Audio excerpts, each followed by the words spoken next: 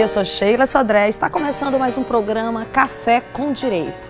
O nosso novo Código de Processo Civil de 2015 trouxe várias mudanças. Dentre elas, também uma mudança importante para o universo contábil.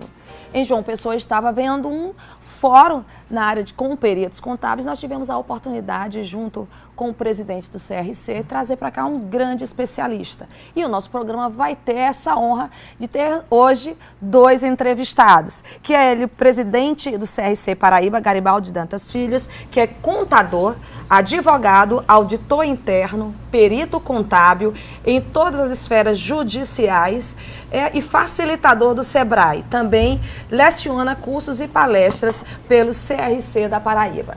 E o nosso outro convidado, que é o professor Wilson Alberto Zappa, que aí tem um currículo super extenso, mas eu brinco com ele aqui nos bastidores, que ele é um cientista, um pesquisador. Ele é bacharel em Ciências Contábeis, membro do ACIM, é membro do Conselho Editorial também da Juruá, né, com 37 livros publicados, e também ele é mentor intelectual do método Zappa de avaliação de carteira de cliente, do método holístico de avaliação do Fundo de Comércio. Sejam ambos bem-vindos ao programa Café com Direito. Obrigado, Sheila. É um prazer estar aqui com vocês. Aí eu vou começar aqui com você que me trouxe essa honra e essa oportunidade, Garibaldi. Qual é a importância desse evento de perito contábil para cá, para o nosso estado da Paraíba? É muito importante porque o CRC, recentemente, ele está fazendo com que os peritos, agora era 2017 e vai passar agora 2018, precisam ser reciclados para poder continuar. O CRC criou um cadastro nacional de peritos. E aqueles peritos, para poderem se manter no cadastro nacional, precisam fazer reciclagem. E eu vejo uma ótima oportunidade de juntar vários peritos num evento desse, para que a classe cada vez mais possa ter palestras de qualidade e possa cada vez mais se informar daquilo que está acontecendo para poder fazer um bom trabalho. Professor Zappa, sim. Quais as mudanças trazidas pelo novo Código de Processo Civil que chamou mais a sua atenção como objeto mesmo, né, de pesquisa para se aprofundar? Bom, são muitas as alterações. Inicialmente eu quero agradecer o convite e também ao presidente Garibaldi. Na realidade, o que está acontecendo aqui em João Pessoa é um programa de educação continuada voltado para as alterações do novo Código de Processo Civil. Então, muitas são as alterações, mas o que chama mais atenção é a melhor tipificação das ações de resolução de sociedade. Nós não tínhamos isso no Código anterior, era tratado no Código Civil de 2002 e agora consolidou no CPC a jurisprudência e a doutrina. Então, o ponto mais relevante é em relação à apuração dos haveres. O critério para se determinar os haveres que serão pagos ao herdeiro de sócio que morreu, ou sócio que por vontade própria está saindo da sociedade, ou está tendo suas dívidas executadas, e aí a execução caiu sobre as cotas desse sócio. Então, esse é o, digamos assim, o ponto mais importante. É o tema da minha palestra amanhã. Os principais pontos desse tema é com relação ao método a ser utilizado na avaliação. Anteriormente, por força da jurisprudência, os juízes determinavam a inclusão do fundo de comércio, que é um principal ativo. É o atributo do estabelecimento empresarial. Não raro, ele vale muito mais que todos os outros itens que compõem o ativo operacional. O novo CPC, quando trata da resolução da sociedade, colocou primordialmente a avaliação pelo balanço de determinação. O balanço de determinação ele já existia, tratado na doutrina. O Código Civil trata de balanço especial, a 6404 trata de balanço especial e muitas jurisprudências tratam de balanço especial. São sinônimos os dois nomes.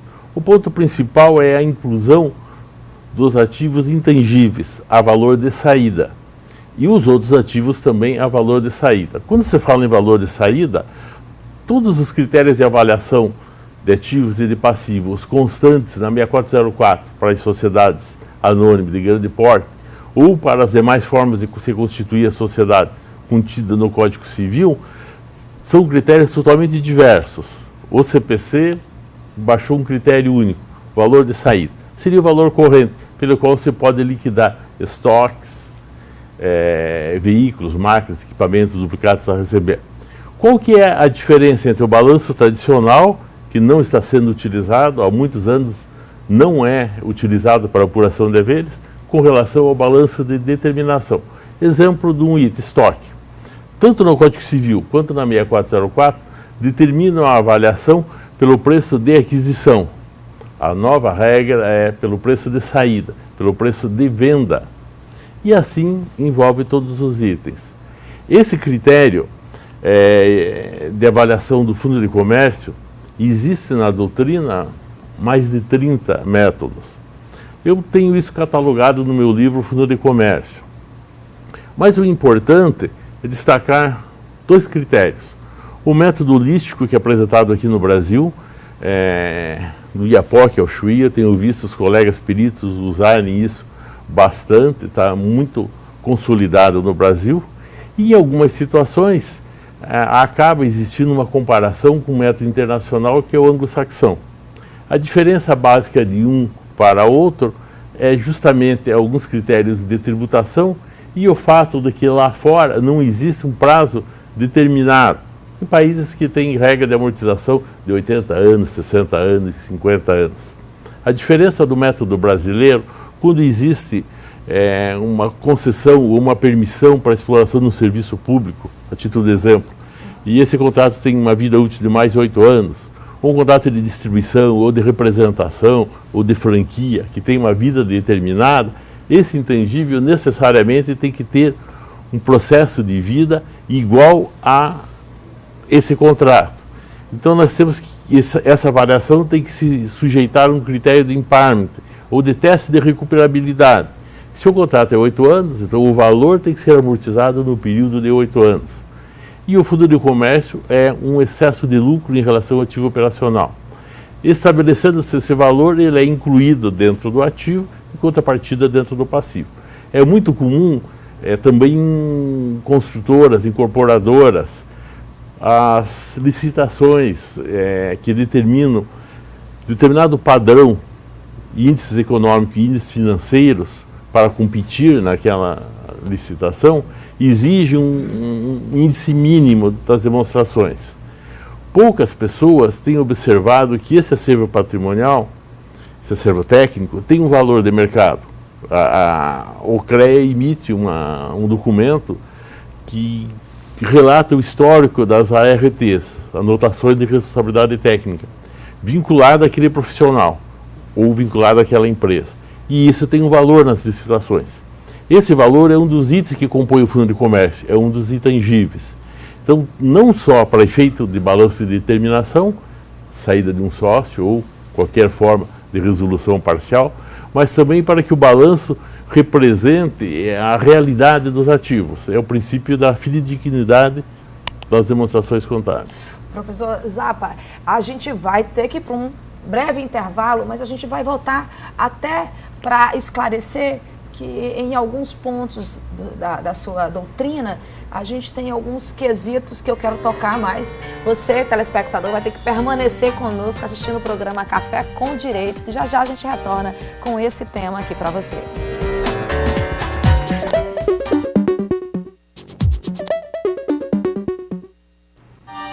Retornamos com o programa Café com Direito. Estamos falando aqui sobre algumas alterações do Código, de Processo Civil de 2015, que trouxe algumas alterações de extrema importância, principalmente, como falou no bloco anterior o professor Zappa, no momento de calcular aí os haveres, que foi o tema que ele considera mais importante nesse momento para estar se discutindo, porque é a grande necessidade. Sim. Aí uma das coisas interessantes que eu tive que conhecer um pouco a sua doutrina, que me chamou a atenção. Porque em um dos seus artigos você fala que há uma necessidade de alertar da diferença entre o balanço de determinação e ele não pode ser confundido com fluxo de caixa descontado. Esse realmente é o item mais importante. Eu recebo uma grande quantidade de consultas em relação a esse tema. Então, o fluxo de caixa descontado ele foi criado pelos americanos, é um critério bom, é um critério válido, quando existe duas pessoas conhecedoras do negócio e que estão atuando em função da lei de oferta e procura e interesses os mais variados. O único local que nós encontramos na legislação brasileira o fluxo de caixa descontado como critério de avaliação é no parágrafo 4º do artigo 4 da 6404, em hipóteses de sociedade de capital aberto que vai fechar o capital. É uma das opções de avaliação. Na apuração de haveres, tanto na doutrina quanto na legislação, está pacificado que os haveres deverão ser numa determinada data, na data do óbito de um sócio, na data que o sócio manifestou o direito de retirada. Nessa data, o fluxo de caixa descontado, ele projeta uma geração de caixa por 5 anos, 10 anos, traz a valor presente e ainda inclui um plus por uma perenidade, por uma continuidade do negócio. Então são critérios diferentes de avaliação. Balanço de determinação, quanto vale nessa data, e o fluxo de caixa, quanto valerá no futuro. É uma predição. Quais são os riscos disso? Como eu trabalho nessa área há muitos anos, utilizo também esse método, já vi muitas avaliações, mas não conheço nenhuma, até o presente momento, que aquela predição tenha correspondido com a realidade. Existem muitas ações de responsabilidade civil com relação aos avaliadores, porque o investidor acreditou naquela avaliação e fez o investimento. Dada a frustração, ele procura a justiça alegando que ele foi induzido a acreditar que a avaliação era aquele montante. Como nós temos pouco tempo, desses riscos eu vou fazer uma analogia a um jogo de dados. Eu tenho 6 opções de jogar dado. Então, o número 6, por exemplo, se eu jogar o dado, existe a probabilidade quase provável de 16,4 que na primeira jogada cai o número 6. Ou, melhor dizendo, existe uma probabilidade quase provável de que em mais de 80% das vezes que eu jogue o dado, não acertar o número 6. E isso é a lei da probabilidade, não existe nenhuma dúvida com relação a isso. Vamos comparar com o fluxo de caixa. Uma das opções, como se fosse o dado, acertar o valor que foi previsto. Crescimento do país, crescimento do PIB ou da descrescimento, fatia de mercado, enfim. Aquilo que normalmente é projetado. Essa é uma possibilidade. Outra é de existir uma recessão, outra de existir uma depressão, outra de existir uma concorrência desleal pelos chineses, por exemplo, que tem... e assim sucessivamente. E poderíamos ter até uma combinação de várias opções.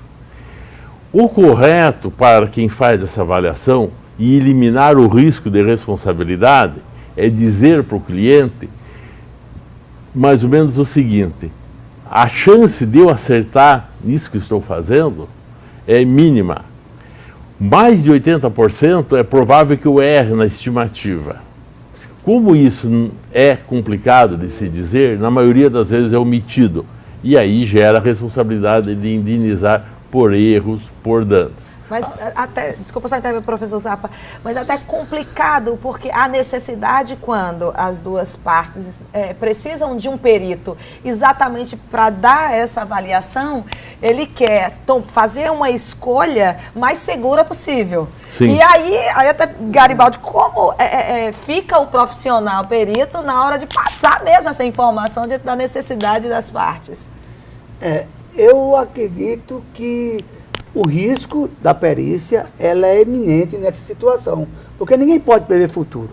Tá? Não existe uma previsão futurística que possa dizer assim 100% ou 90%, 100% dê certo. Então, toda previsão, ele corre risco para mais ou para menos. E esse risco tem que ser dito para o próprio juiz e para quem está adquirindo a perícia ou pagando aquele serviço, para que no futuro ele não venha a querer se respaldar nessa perícia e venha cobrar futuros danos, lucro cessante, coisa que o valha, ou mesmo indenização por dano moral ou por dano material, daquela perícia, daquele investimento que foi feito, baseado na perícia, do resultado que ele não obteve. E diante dessa realidade, aí, professor Zappa, os litigantes, numa situação dessa, numa necessidade de uma perícia técnica na justiça brasileira, ele está em pé de igualdade? Existe uma paridade ali de armas? Não, a paridade de arma é uma utopia, é um ideal que todo mundo busca alcançar. Os escritórios jurídicos são diferentes pelas suas capacidades, articulações, a própria dialética, enfim, vários fatores. Os peritos também são diferentes entre si na sua capacidade. Então, na realidade, é uma utopia essa igualdade. Ela não existe. O direito, na minha concepção, não é uma ciência, é a arte da dialética. Então, uma situação totalmente diferente. Assim como a contabilidade não é uma ciência exata, é uma ciência social, mas não é uma ciência exata. Mas ela tem métodos científicos. Sim, sim. Então, como contestar uma perícia com esse método científico? Qual médico? Eu diria até assim, quais seriam os pontos para se buscar, que seriam os pontos cegos dentro de uma perícia no momento de uma contestação, por exemplo? Então, o juiz será assistido por um perito para assuntos de técnica e de ciência. Isso é um ponto importante. Nenhum juiz precisa de um perito para dizer a ele o que está escrito no 6404. Qual a estrutura de um balanço que está na legislação. Não, isso o juiz sabe melhor do que o perito. Ele precisa para assuntos de ciência. Bom, e se o perito vai fornecer conhecimentos técnicos, conhecimentos científicos, o juiz decidir contra isso é decidir contra a ciência. Então, isso é uma situação deveras complexa. Agora, não quer dizer que o perito sempre seja correto. Ele pode errar. Por isso, existem os assistentes técnicos, justamente para dizer, olha, o perito errou, o valor correto não é esse, o correto é sim, e mostra exatamente. O próprio CPC, ele traz observações. O laudo do perito, não existia isso no Código Velho, só na doutrina, deve apresentar a técnica utilizada, essa técnica nós entendemos como uma métrica contábil, o fluxo de caixa é uma métrica. Se for assim pactuada no contrato, deverá prevalecer, pacta sunt servanda, ou o balanço de determinação, que é uma outra métrica. Dentro do balanço nós temos o fundo de comércio. O método holístico é uma métrica de aferir, de precificação do valor desse intangível.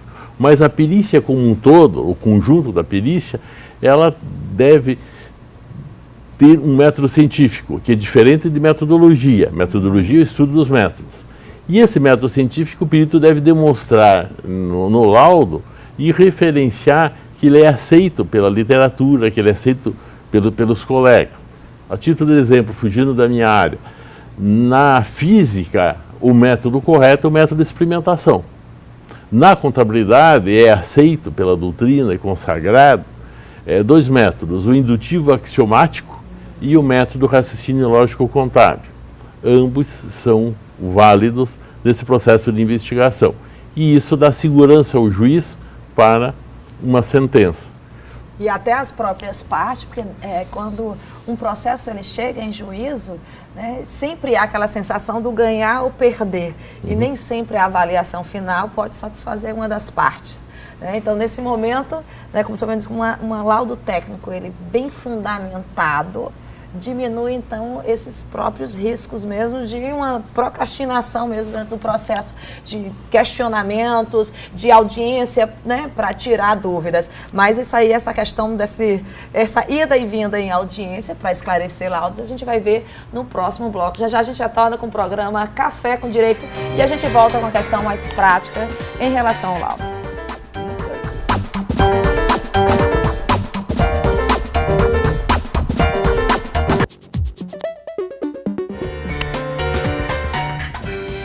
Falar em direito é conhecimento. é buscar oportunidade para a gente também divulgar, é transmitir conhecimento. Diz o ditado popular que a gente aprende cada vez que a gente expande esse conhecimento para as pessoas ao nosso lado. É isso que está fazendo, é isso que está buscando o CRC da Paraíba ao trazer fórum, ao trazer que é bem dito e bem divulgado pelo CRC, e aqui está o presidente Garibaldi, que não deixa mentir, a quantidade de eventos que estão promovendo em relação, até esse ano mesmo, para conhecimento em relação à perícia, ao novo CPC e algumas mudanças em relação a isso. E aí, voltando só um pouquinho para a realidade do nosso estado, da Paraíba, doutor Garibaldi, os peritos e os contadores, eles estão já cientes dessa mudança, estão buscando esse conhecimento que é oferecido? Exatamente, e nós precisamos, como o novo Código do Processo Civil entrou em vigor agora 18 de março, ou seja, recente, passou a vigorar recentemente, ainda está buscando os posicionamentos para que tomemos conhecimento de fato do que realmente está acontecendo e aí possam aplicar com segurança, e é para isso que o CRC está fazendo a parte dele e trazendo esse fórum com peritos de alto gabarito, para poder informar cada vez mais aos peritos e aos contadores como se pode fazer uma boa perícia e ajudar a justiça e ao juiz depois desse novo Código de Processo Civil que passou a vigorar a partir desse ano. Professor Zappa, uma das coisas na palestra que eu acompanhei pela manhã, também referente à questão da perícia contábil, após a apresentação do laudo, às vezes é a necessidade também de, em audiência, você defender. Né? E aí vem uma coisa que às vezes é inerente à profissão de contador, é que você é muito bom em números. Né? E às vezes em audiência, nesse momento, é necessário transformar números em palavras, né, em argumento. Como é que o senhor poderia até orientar ou trabalhar mais esse tema para os telespectadores que atuam nessa área? Bom, o novo código prevê, o anterior também previa, então não é novidade, que essas dúvidas, esses quesitos, sejam apresentados para o perito com antecedência, justamente por serem questões técnicas, ele poder se preparar para responder esses pontos. Então, a lógica, o princípio não se cria coisas novas durante essa audiência. E o perito, naturalmente, já sabe as perguntas, faz os esclarecimentos e pode levar toda a parte de cálculo, demonstrativos, gráficos, anexos, em separado, faz a apresentação e pede para o juiz que entranhe aos autos isso para que os assistentes técnicos façam a posterior uma análise mais minuciosa.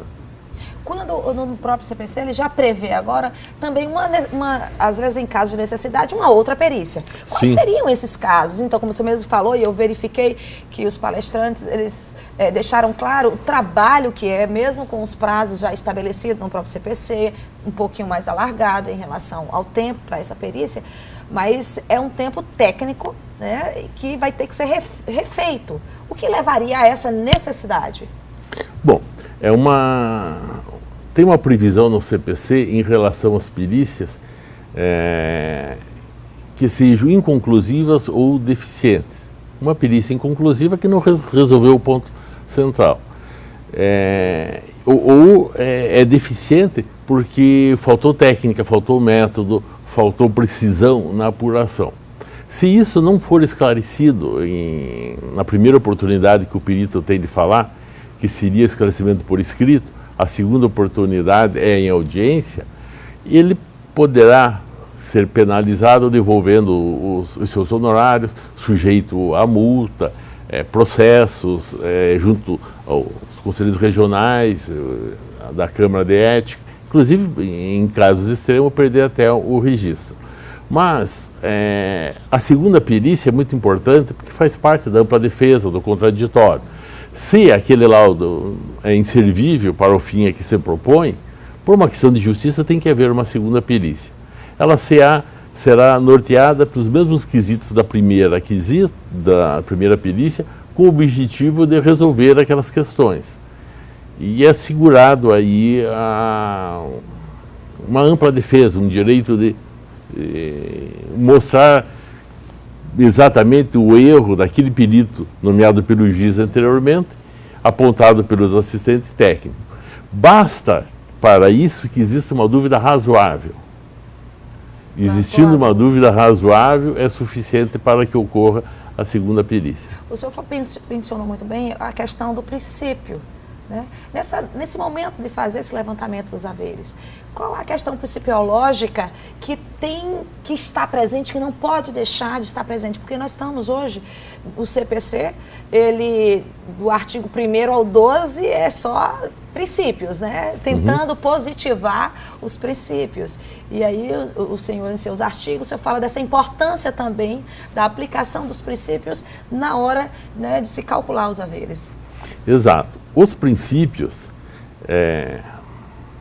eu tenho uma posição mais ou menos o seguinte: quando se fala de princípios, se fala muito, por exemplo, o princípio constitucional da dignidade da pessoa humana, o princípio constitucional da ampla defesa, do contraditório, etc. Na realidade, no meu ponto de vista, os princípios já existiam antes da própria Constituição. A dignidade da pessoa humana, a defesa da dignidade, já existia antes da Constituição de 88. Então, o princípio é a causa primeira, é a base, é a fundamentação. E a contabilidade como ciência, não como política contábil, que é uma ciência universal e existe a contabilidade do ponto de vista de teoria, a teoria pura da contabilidade, ela é igual aqui no Brasil, na China, na Indonésia, etc. Então, os princípios, eles servem para criar teoremas, para criar teorias e, enfim, mostrar a ciência, por intermédio da ciência, a essência sobre a forma.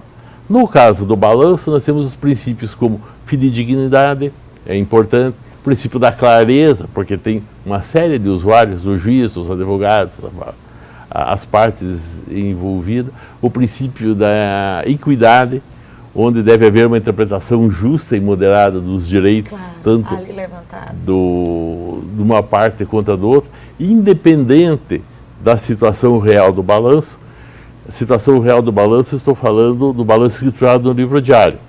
Por exemplo, nós temos uma legislação que prevê a retirada do meio ambiente de resíduos sólidos, resíduos líquidos. Responsabilidade do fabricante, responsabilidade subsidiária de quem está comercializando. Quando é produto importado, responsabilidade de quem importou. E para se tirar isso do meio ambiente, existe um gasto, e normalmente não está contabilizado. E nessa hora aí vai ter que entrar. Nessa hora tem que entrar. Essa é uma questão de ser fiel em relação a isso. Exatamente. Professor, eu queria ter vários blocos para a gente discutir esse tema, até porque é uma área carente para estar discutindo, e essa é uma grande oportunidade. Eu tenho que agradecer ao presidente Garibaldi por essa oportunidade, ao professor Zava por essa honra, né? E aí a gente deixa os minutos para as considerações. Eu gostaria de fazer uma consideração final.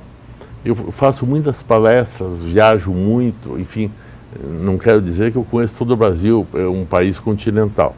Mas a Paraíba me surpreendeu com um ponto que eu acho muito importante e necessário colocar aqui. Essa plateia que está hoje participando desse evento, desse fórum de perícia, ela é constituída por profissionais que têm um nível intelectual de conhecimento, inclusive sobre a nova legislação, muito bom e relativamente harmonizado. Eu tenho visto em muitos lugares que tem profissional muito bom e profissional muito ruim. Aqui na Paraíba, quem está participando nisso está nivelado por cima. São profissionais que demonstraram, através das perguntas, que conhecem o assunto, que realmente são profissionais de mercado. Eu queria dar os parabéns a esse público. Aí você recebe isso em nome dos contadores paraibanos. Com certeza, queria agradecer a ICTV, na sua pessoa, Sheila, dizer que o Conselho Regional de Contabilidade vai estar sempre aberto a seu programa e a tantos outros que queiram discutir matérias contábeis, para que cada vez mais a gente possa difundir a contabilidade em todo o estado da Paraíba, e agradecer a Zapa pela disponibilidade que ele teve de nos agraciar com essa entrevista e com essa palestra que será amanhã no encerramento do evento. Obrigado. Tá vendo? É isso aí. E o programa Café com Direito, hoje bem especial para esse universo contábil, que foi com carinho para você. Até a próxima semana com mais conhecimento jurídico.